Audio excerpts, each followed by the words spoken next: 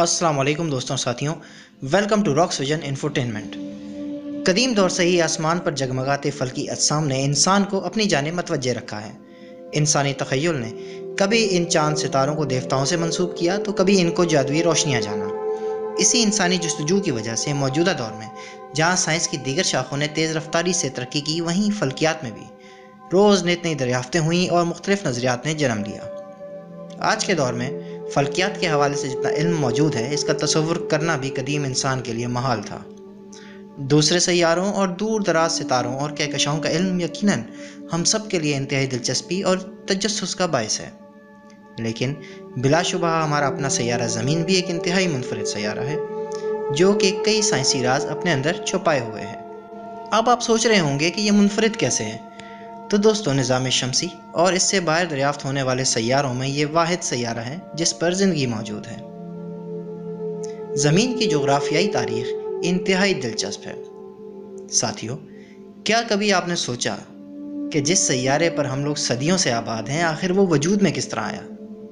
جیسے کائنات کی ہر شے کا نقطہ آغاز ہے، اسی طرح زمین کا ظہور بھی کسی نہ کسی شکل میں ہوا۔ اہم سوال یہ ہے کہ آخر زمین کس طرح بنی اور کس طرح ارتقاء کے مراحل طے کر کے اپنے موجودہ دور تک پہنچی۔ زمین کی داستان کا آغاز اب سے 5 بلین سال قبل شمسی نیبیولا میں ہوا۔ اس دور میں سورج کے گرد سیارے نہیں بلکہ گرد کے بادل گردش کیا کرتے تھے۔ باہم قوت کشش کے باعث ان گرد کے بادلوں نے مل کر چٹانوں کی شکل اختیار کرنا شروع کی اور کئی ملین سال کے عرصے میں چٹانوں نے مل کر کئی سیاروں کو جنم دیا۔ 4.45 بلین سال قبل تک سورج کے گرد کئی سیاروں کا ظہور ہو چکا تھا۔ انہی سیاروں میں ہماری زمین بھی شامل تھی، مگر اس وقت زمین کوئی ہرا بھرا اور زندگی سے بھرپور سیارہ نہ تھی، بلکہ اس دور میں پوری زمین لاوے کا کھولتا ہوا سمندر تھی جس کا درجہ حرارت 1200 ڈگری سینٹی گریڈ تھا، جبکہ فضا کاربن ڈائی آکسائڈ، نائٹروجن اور آبی بخارات پر مبنی تھی اور انتہائی زہریلی تھی۔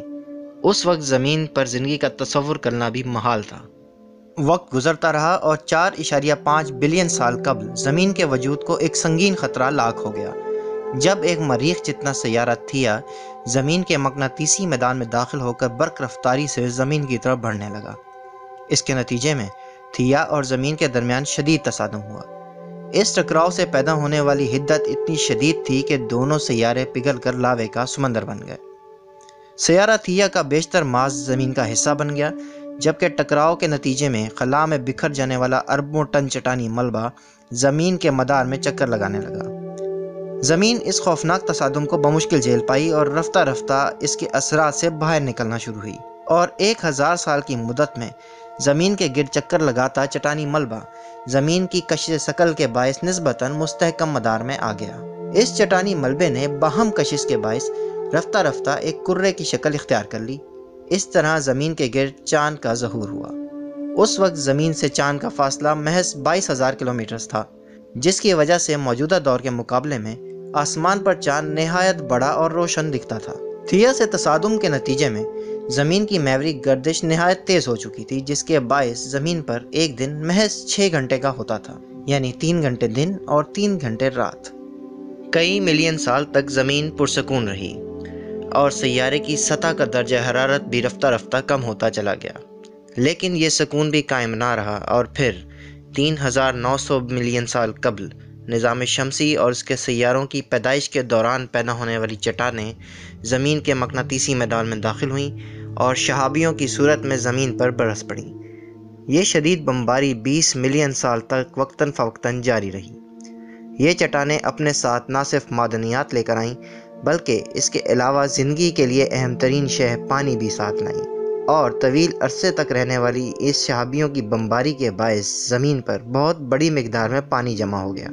اس وقت تک زمین کی سطح کافی حد تک ٹھنڈی ہو چکی تھی، جس کی وجہ سے سطح زمین پر جا بجا پانی سمندر کی شکل میں کھڑا ہو گیا۔ سمندر کی موجودگی کے باوجود ابھی بھی زمین زندگی کے لیے موزوں نہ تھی۔ اس کی بنیادی وجہ آکسیجن کی غیر موجودگی تھی۔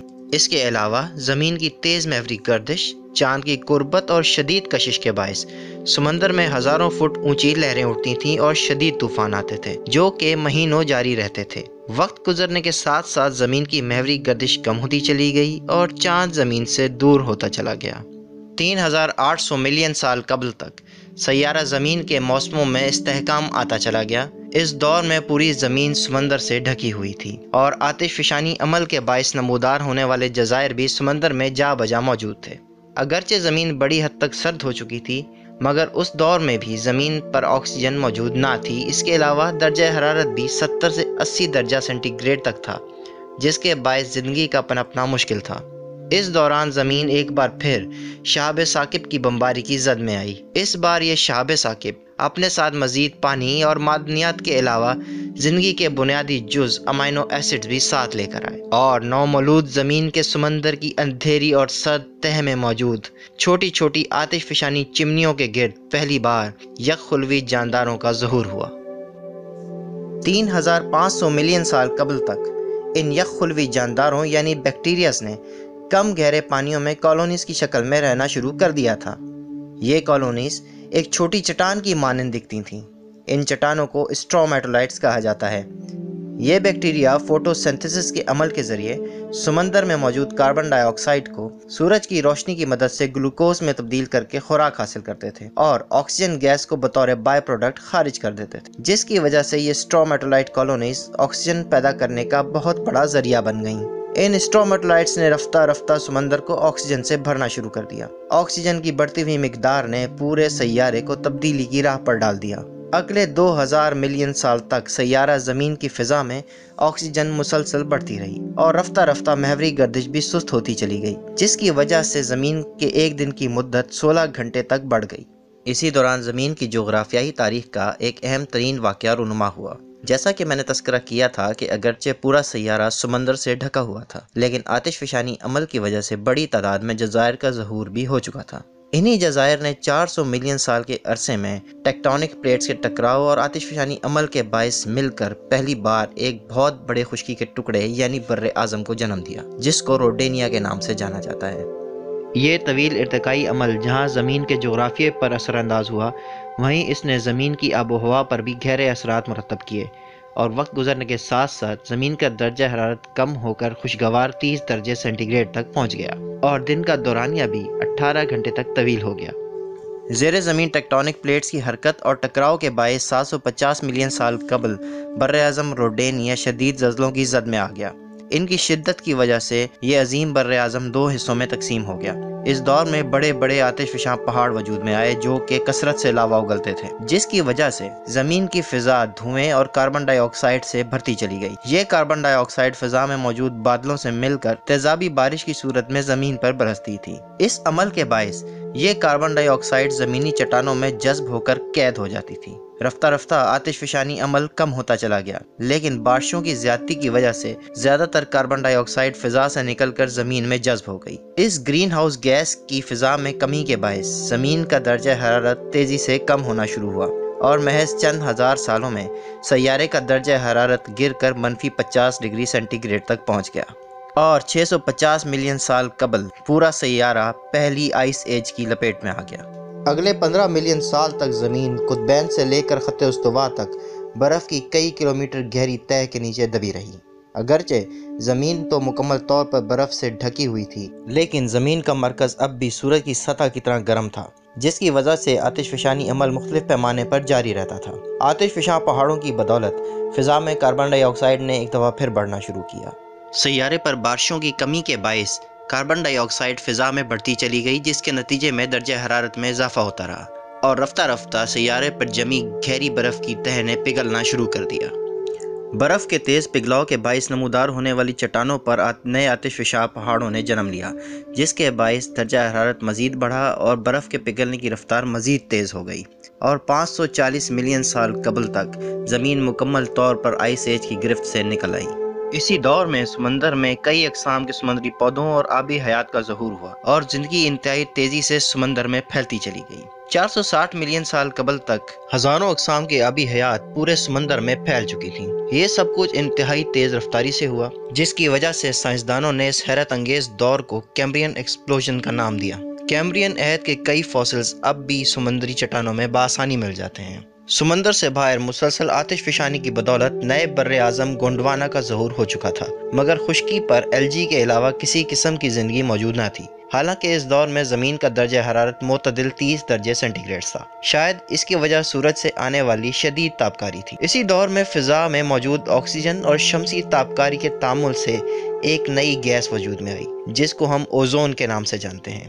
اگلے 120 ملین سال تک اوزون کی تہہ میں مسلسل اضافہ ہوتا چلا گیا، جس کی وجہ سے زمین سورج کی خوفناک الٹرا وائلٹ شعاؤں سے محفوظ ہو گئی۔ رفتہ رفتہ 375 ملین سال قبل بالآخر خشکی پر بھی پودوں اور دوسرے ایمفیبین جانداروں کا ظہور شروع ہوا، اور 360 ملین سال قبل تک ٹیٹروپوڈ جانداروں نے مکمل طور پر خشکی کو اپنا گھر بنا لیا، اور گھنے جنگلات نے پورے بر اعظم گونڈوانا کو ڈھک دیا۔ زندگی پوری طرح زمین پر پھیلتی چلی گئی۔ 125 ملین سال تک زمین پر مختلف اقسام کے جاندار اور نباتات پھلتی پھولتی رہیں، لیکن پھر 250 ملین سال قبل یکدم شدید زلزلوں اور آتش فشانوں کے پھٹنے کا آغاز ہوا۔ اس عمل کو سائنسدان سائبیرین ایرپشنز کا نام دیتے ہیں۔ یہ عمل اتنا شدید تھا کہ گونڈوانا بر اعظم کا ایک بڑا حصہ، جس کا رقبہ 7 ملین اسکوائر کلومیٹرز تھا، آتش فشانی عمل کی نظر ہو گیا۔ اس سے پیدا ہونے والی راکھ پورے بر اعظم پر برس پڑی۔ اس عمل نے پورے زمین کے موسمی نظام کو درہم برہم کر دیا، جس سے سیارے کا درجہ حرارت یکدم بڑھ گیا اور بر اعظم گونڈوانا پر موجود جھیلیں خشک ہو گئیں۔ سلفیورک ایسڈ کی بارشوں نے زمین کو جھلسا کے رکھ دیا، اور خشکی پر موجود تمام نباتاتی اور حیوانی زندگی کا تقریباً خاتمہ ہو گیا۔ درجہ حرارت کی اس تبدیلی سے سمندر سے آکسیجن کم ہوتی چلی گئی، جس کی وجہ سے سرخ LG کے علاوہ تمام سمندری زندگی کا بھی خاتمہ ہو گیا۔ سمندر کی تہہ سے جمی ہوئی میتھین گیس کا بڑے پیمانے پر اخراج ہوا، جس نے زمین کا درجہ حرارت مزید بڑھانے میں اہم کردار ادا کیا، اور محض کچھ ہی سالوں میں زمین کا اوسط درجہ حرارت 30 درجے سینٹی گریڈ سے بڑھ کر یکدم 40 ڈگری سینٹی گریڈ تک پہنچ گیا۔ یہ آتش فشانی عمل اتنا شدید تھا کہ یہ نصف ملین سال بعد بھی جاری رہا۔ اس آتش فشانی عمل نے بر اعظم گونڈوانا کے امریکہ جتنے رقبے کو لاوے کا سمندر بنا دیا۔ زمین کے اس دور کو سائنسدان پرمین ایکسٹنکشن کا نام دیتے ہیں۔ اس دور میں زمین سے 95% زندگی کا مکمل خاتمہ ہو گیا۔ پرمین ایکسٹنکشن کے واقعے کے 50 ملین سال بعد تک سیارہ زمین آہستہ آہستہ ریکور ہوتا رہا۔ اس واقعے نے پورے سیارے کو تبدیل کر کے رکھ دیا، اور 200 ملین سال قبل تک سیارے پر ایک نئے بر اعظم پینگیا کا ظہور ہو چکا تھا۔ رفتہ رفتہ سیارے کا درجہ حرارت اور موسم معتدل ہوتے چلے گئے۔ نئے بر اعظم پر نت نئی اقسام کے پودوں اور بچے کچے ریپٹائلز نے پھلنا پھولنا شروع کیا۔ اس دور میں ایک نئی قسم کے جانداروں کا ظہور ہوا، جن کو ہم ڈائنوسورز کے نام سے جانتے ہیں۔ 190 ملین سال قبل ایک بار پھر زمین تبدیلی کی راہ پر تھی۔ مزید آتش فشانی عمل اور ٹیکٹونک پلیٹس کی حرکت کے باعث بر اعظم پینجیا بھی 2 حصوں میں تقسیم ہو گیا۔ آنے والے 10 ملین سال تک پینجیا مزید چھوٹے بر اعظموں میں تقسیم ہوتا چلا گیا۔ دوستو، شاید آپ کو یہ جان کے حیرت ہو کہ ہمارا اٹلانٹک اوشن اسی دور میں وجود میں آیا۔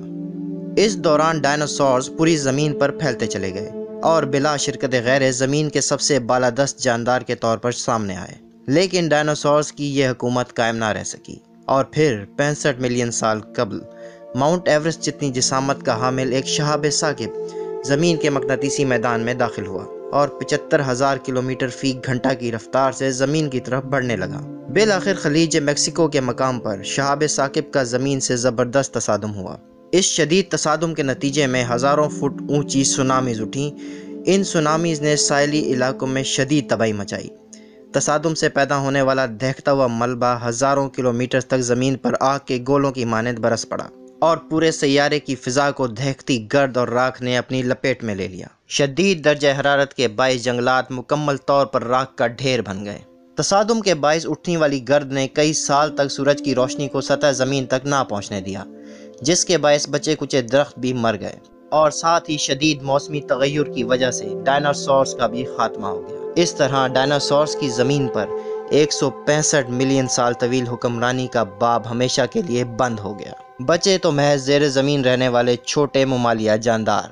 وقت گزرتا رہا، اور 47 ملین سال قبل تک زمین رفتہ رفتہ پرسکون ہوتی چلی گئی۔ اس دور میں درجہ حرارت 25 ڈگری سینٹی گریڈ ہو گیا، اور دن کا دورانیہ بھی 24 گھنٹے تک طویل ہو گیا۔ اس عہد میں انڈین اور ایشین ٹیکٹونک پلیٹس کے ٹکراؤ کے نتیجے میں ہمالیہ کا عظیم پہاڑی سلسلہ وجود میں آیا۔ اسی پہاڑی سلسلے میں مشہور زمانہ ماؤنٹ ایورسٹ اور K2 بھی شامل ہیں۔ اب سے 20 ملین سال قبل تک زمین رفتہ رفتہ اپنی موجودہ صورت تک پہنچ چکی تھی۔ سائنسدانوں کو اب سے 3 ملین سال قبل زمین پر انسانی آبادیوں کی موجودگی کا ثبوت دستیاب ہوا۔ انسانی آبادیاں رفتہ رفتہ دنیا میں پھیلتی گئیں، لیکن ساتھ ساتھ ہمارے سیارے میں بھی تبدیلیوں کا عمل ابھی بھی جاری تھا۔ 70,000 سال قبل موسمی تبدیلیوں، درجہ حرارت میں کمی اور قطبین پر برف میں اضافے کے باعث سمندروں کی اونچائی کم ہونا شروع ہوئی، اور 40,000 سال قبل فضا میں کاربن ڈائی آکسائیڈ کی کمی کے باعث دوسری آئس ایج نے زمین کو اپنی گرفت میں لے لیا اور تقریباً پوری زمین برف کی تہہ کی لپیٹ میں آ گئی۔ پھر 14,000 سال قبل سیارہ زمین دوبارہ گرم ہونا شروع ہوا، اور 10,000 سال کی مدت میں یعنی اب سے 4,000 سال قبل تک سیارے سے برف مکمل طور پر غائب ہو کر قطبین تک محدود رہ گئی، اور زمین مکمل طور پر اپنے موجودہ دور میں داخل ہوئی۔ ساتھیو، اس جغرافیائی تاریخ سے آپ نے یقیناً ایک بات کا اندازہ لگایا ہوگا، وہ یہ کہ ہماری زمین ایک متحرک اور متغیر سیارہ ہے جس میں مسلسل جغرافیائی تبدیلیاں رونما ہوتی رہتی ہیں اور یقیناً آئندہ بھی ہوتی رہیں گی۔ لیکن اگر آپ زمین کی اس قدیم داستان پر غور کریں تو آپ کو اندازہ ہوگا کہ یہ تمام جغرافیائی تاریخ ایک نقطے پر آ کر سمٹ جاتی ہے، وہ یہ کہ ہر چیز کو فنا ہے، لا فانی ہے تو اللہ کی ذات، جو کہ اس سب نظام کا خالق اور مالک ہے۔